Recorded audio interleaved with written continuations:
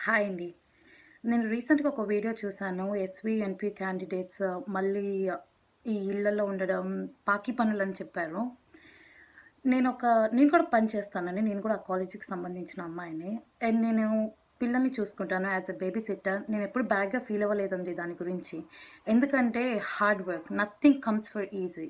ఇంకొకటేంటంటే నేను యూఎస్ వచ్చేటప్పుడే నాకు లిటరల్లీ తెలుసు మా అమ్మ, నాన్న నాతో పాటు రారు అనేసి. రేపు నాకు పెళ్ళైనా కానీ, లేకపోతే ఇంకేమన్నా ఇక్కడైతే నాతో పాటు ఎవరుండరండి చూసుకోవడానికి.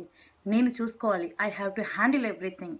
ఇప్పుడు నేను ఏదైతే చేస్తున్నానో I feel it as experience. ఇంకా బక్స్ అన్నారు. ఒక రూమ్‌లో గొర్రెల మందలు అన్నారు. గొర్రెల మందలు కాదండి. వాళ్ళు నా ఫ్రెండ్స్.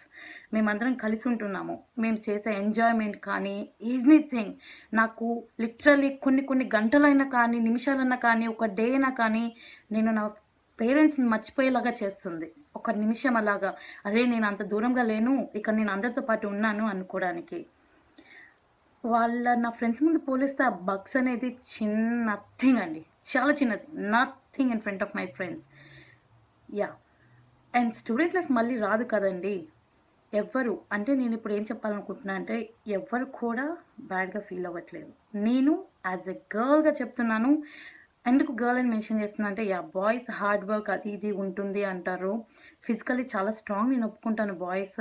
వాళ్ళు చేస్తారు. They might feel or not.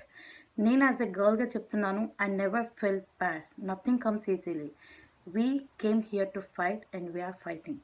Thank you.